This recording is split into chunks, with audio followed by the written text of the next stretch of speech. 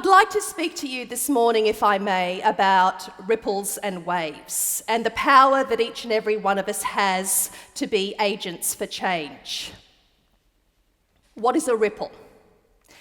Well, I'd like to think of a ripple as much more than the effect that's produced by throwing a stone into water.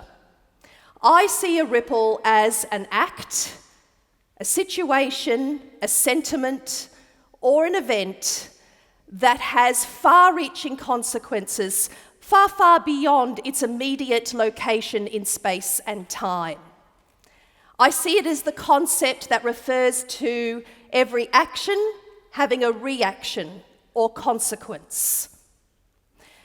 This concept is used often in sociology, in economics, and in many other fields to refer to an occurrence, a behaviour, a thing that can have an effect on many other things, intended or unintended. So with that in mind, I would like to share with you briefly my story. I am, like many of you here today, a first-generation Australian. I am a migrant's kid. I am the product of an Indian Muslim father and an Anglo-Saxon Australian mother. We came to these shores in the late 1970s from India. And indeed, when arriving as newcomers to this land, it had all the promise of being the lucky country. But it was difficult, it was challenging as an outsider to assimilate in what was, apart from my Indigenous brothers and sisters, a very white Australia in those conservative times. I remember experiencing firsthand the challenges and the prejudice that my father, a dark-skinned Muslim immigrant, experienced in 1970s Australia. I also remember feeling very powerless and voiceless at the age of 9, having been sexually abused by a trusted neighbour and friend. And as a result of these two significant events in my life, as a young woman, I decided to dedicate my career to helping others find a voice, to helping others access justice. To do that, I decided on a career in the law. I was, however, a very insecure little girl as a result of these early experiences.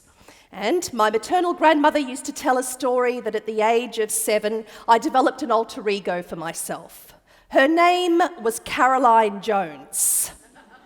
And Caroline was blonde-haired, she was blue-eyed, she was a Catholic. I'm not quite sure why she was a Catholic. I think it's because most of my mates at school were Catholic. But most importantly, Caroline ate ham sandwiches for lunch. And ladies and gentlemen, you don't know how important that was for me because I was the only kid at school that wasn't packed with ham sandwiches in their lunchbox. No, I was one of those kids that had the smelly curry sandwiches that I got good at dumping on the way to school. I guess this story is a reflection of the fact that I resented my differences. I resented being a different race, being a different religion, having a different name, and even sounding differently because I came to this country with a British accent. But having made the decision as a young adult to dedicate my career and my life to helping others, I started my career here in Perth as a lawyer. Don't hold that against me. But eventually in the late 1990s, I left Australia for the United Kingdom because I had this dream that had become an obsession. I wanted to practice as an international humanitarian lawyer. And after leaving for the UK in a coincidental accident, you might say, where I was exposed to the British military for the first time, whilst on expedition to South America, I decided to commission as a legal officer in the British Army.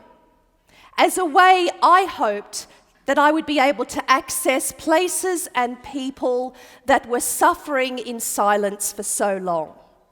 People who lived in parts of the world where human rights, equal rights, and justice were foreign concepts. And so I decided on this career in the British Army. I didn't think when I put my application in that I would stand a chance. What on earth would the British Army want with a foreign, female, Muslim lawyer with absolutely no military exposure? So I threw the application in and forgot. That wasn't until 7 weeks later when I got the fright of my life and I got a call from the head of the Army Legal Services asking me to front up for a selection panel. Amazingly, I was selected to commission, and I will never forget the day when I found out. As soon as I put the phone down to the Army, I rang up my parents here in Perth. My father answered the phone, and I'll never forget, I was so excited, and I said, Dad, you'll never guess what? They've chosen me. I've been commissioned as an officer in the British Army. And I will never, ever forget to this day my dad's concerning, sensitive, tender words in his response. He said something like this, Rabia, don't be so bloody stupid. And for the Indians and Asians in the audience, you will know that the translation of that is, my darling, I'm concerned. Have you thought about this? This seems rather rash. Could you take me through your thinking? So following this response, I decided that it was probably a good idea to take a quick trip home, sit down with my parents and explain to them face to face why I had decided to take this seemingly barking mad decision. I had 5 days between finishing off my job as a lawyer in the south of England and starting my officer military training at the Royal Military Academy, Sandhurst in England. So, as a young woman, Footloose and fancy free, I thought 5 days, a day there, a day back, 3 days in Perth. Yeah, can do. So I decided on this lightning trip. The day that I was due to board my flight bound for Perth was the 11th of September, 2001. A day that I'm sure each and every one of you will remember exactly where you were and what you were doing on that fateful and devastating day. For me, I was sitting in a London Heathrow Airport departure lounge, and I was looking up at a screen that usually had departure and arrival information that had been switched to the news. And I was watching the second tower fall.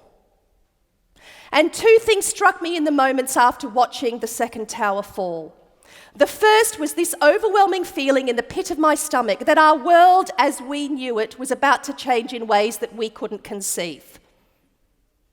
The second was more of an observation, because you see, in my departure lounge, there were a number of flights bound for the Middle East, and therefore there were a number of Islamic Middle Eastern people waiting to board their flights in traditional Islamic attire. And as I looked at these people, I noticed that they were getting frisked. They were getting manhandled, and they were getting jeered and abused by fellow travellers as well as airport officials. And I thought that that was alarming, because this was happening moments before the words Osama bin Laden and Al-Qaeda were even mentioned on the news reports. But at that point in time, it wasn't personal, because you see, I had spent my whole life distancing myself from whence I had come. I went back home, and by the time I came back 4 days later to the UK, I was more resolved than ever that I had to continue down this unexpected path that I had set. I felt that I had somehow been guided down this path, and that this was now my intended journey, come what may. 3 years into my military career, I received the second most unexpected call of my life, this time again from my commander. He advised me that I had been selected to deploy to Iraq as one of the first legal advisors with the United Kingdom Brigade on what we called Operation Telic, and that I was to spend the best part of a year in 2005 in Iraq. Before I deployed, I had a realization. I was about to spend a year in this Islamic war-torn country as an uninvited guest, and I was a Muslim woman with a recognizable Muslim name. I had a responsibility to get back in touch with whence I had come. So I learnt Arabic, and I read about the teachings of the Quran. And when I deployed to Iraq, already a square peg in a round hole, I decided that I was going to do things differently. That I was going to do my job with empathy, with respect, and with humanity. After all, that was what I had dedicated my life to. And so, when I would meet with my Iraqi colleagues to help them re-establish law and order in their country that had been left in a vacuum of chaos and distress after the overthrowing of Saddam's regime, I would start every meeting by speaking a little bit of Arabic. Poorly, but enough to break the ice. I would wear a hijab or headscarf. I wonder what Mr. Abbott would think about that. Not as a sign of subjugation, but as a mark of respect. And my approach was to ask these people what they needed, what their priorities were, and how I could have the honour of helping them. Not to tell them what was required and how they could help me. So I guess by having this different, what we would, I'm sure, call common sense, respectful approach, I was able to gain good relationships with my Iraqi colleagues. So fast forward 6 months into my deployment, the 19th of September 2005, when 2 of my British Special Forces colleagues had been kidnapped, detained and taken to an infamous police compound called the Al-Jamiat. The Al-Jamiat was actually the home of a terrorist group called the Jaish al-Mahdi. When we heard news that the 2 men had been taken to Al-Jamiat, we knew that that was not good. My colleague of equal rank, a chap by the name of Major James Woodham, was deployed in to conduct a reconnaissance mission, a recce, and to see if he could negotiate for their release. But within half an hour of James deploying in, he sent word back that the Iraqis, the terrorists, the government in Iraq would not speak to him. The only person that they would negotiate with was Major Rabia, as they called me. And I guess that's because by that stage I had established myself as a person of my word, a person with some humanity and integrity. So I was ordered in, despite being a mere legal officer with no hostage negotiation training and no close hand-to-hand combat. I was ordered in to lead the negotiations, and it was clear that despite my misgivings, I was these 2 men' only hope. As we hovered over the compound, I saw a sight that I wasn't prepared for. Hundreds of Iraqis had gathered around the compound, and I could hear the crackle of gunfire as the chopper came in. We landed nearby, I jostled my way through the crowd and was ushered into an office where I immediately began negotiating with the Iraqi government representative. Eventually, I secured their agreement to go to the cell so I could see these 2 men, because I wanted to ascertain whether they were alive and well, whether they were who we believed they were. I wasn't going to let James go, who had now become the passive observer in this event. He was my only friend, so he was coming with me like it or not. And ladies and gentlemen, it's about now that I need to confess that, encouraged by this achievement, encouraged by the fact that it had been agreed that I could see these men, adrenaline pumping, blood coursing through my veins, I am pretty cocky. And we bound through the cell, and I see the 2 men in the corner, and I order that their hoods and their chains be removed, and in this pumped up state where I temporarily lost control of my senses, I don't know, I thought perhaps I was Lara Croft at the time, the hoods were removed, and I'll never forget uttering the words that I will regret till this very day, something like this. "It's all right, guys," I said, "I've come to say ya."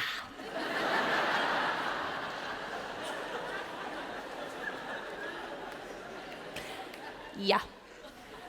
And you know, the Brits, they're a polite bunch, aren't they? And these 2 chaps were no exception, and they gave me a wry smile.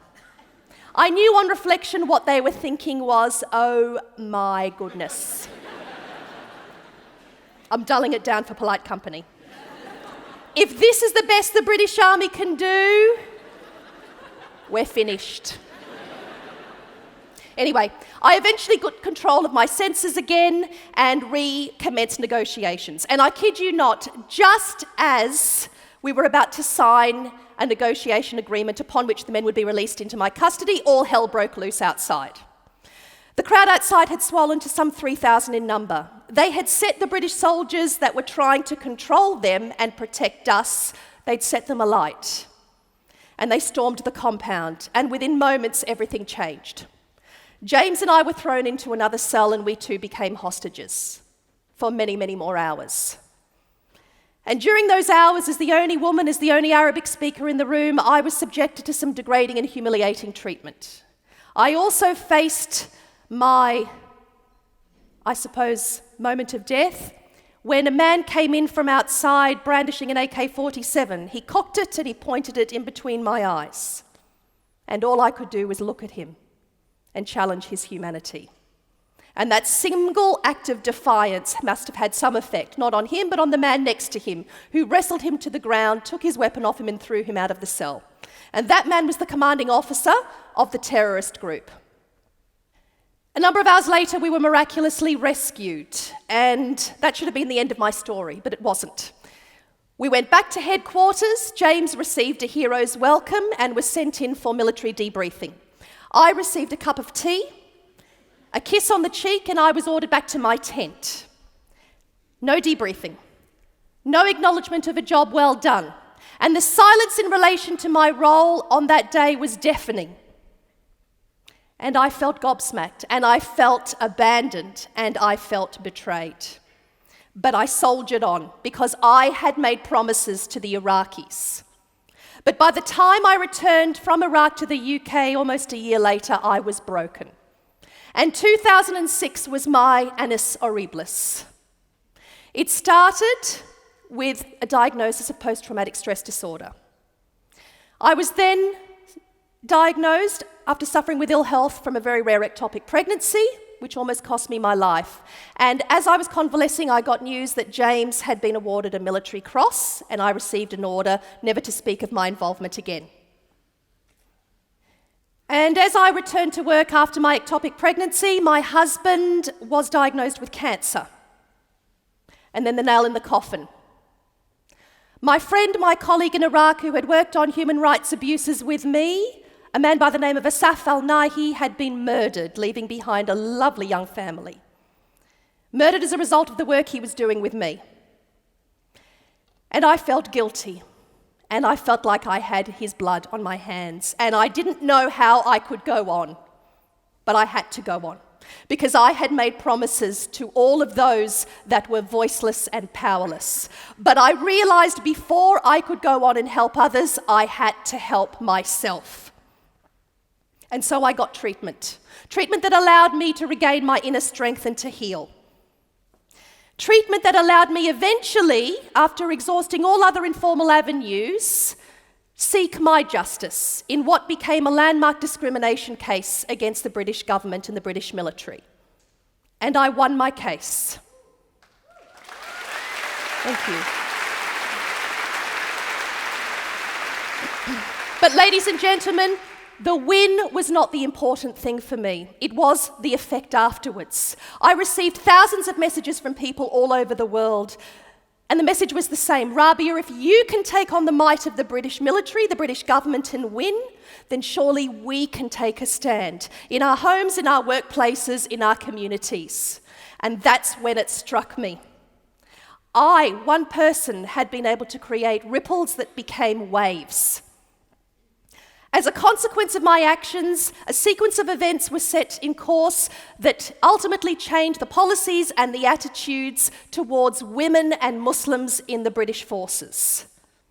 And I was just one person. Just one person. You know, there are many, many people in history and in our world that through their actions as one person have created ripples and waves. Those that have strove for equality and peace, Mahatma Gandhi, Martin Luther King, Aung San Suu Kyi, the Dalai Lama, to name but a few. There are those in the world whose act has changed our lives. Thomas Newcomen, the inventor of the steam engine. Thomas Edison, the inventor of the electric light bulb. Professor Leonard Kleinrock, the person who sent the first message over the internet. And closer to home, David Warren, the inventor of the black box flight recorder. And Doctors Lidwell and Booth, the inventors of the electronic pacemaker. And thousands, countless of other unnamed and unrecognised volunteers that dedicate their life to helping the vulnerable, the disenfranchised, and the voiceless. To name but a few. We all have the power to create ripples. We all have the power to create ripples. And so, I would like, my friends, having shared this story with you, to leave you with some messages. In this world, we need more than ever to come together and create ripples and waves, to mobilize ourselves and others for a greater good and a higher purpose. We can do this by sharing our stories, as I have shared with you today, by upholding and defending our values that we ought to hold dear. From time to time, we need to take our head out of our smartphones. We need to look up, and we need to open our eyes, our ears, and our hearts. And so I leave you with this call to action, my friends. Mother Teresa said, "I cannot change the world alone, but I can cast a stone across the waters and create many ripples." I ask you to do the same.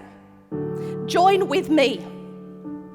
Create ripples and waves. And if you have any doubt, in the words of Emma Watson, who delivered her speech recently to the United Nations launching the He for She campaign, she said, ask yourself 2 questions. I say ask yourself 3 questions. Does it matter? If not me, then whom? If not now, then when? Mahatma Gandhi said, be the change you wish to see in this world. I ask you all, please be the change you wish to see in this world, and join me by creating ripples and waves. Thank you.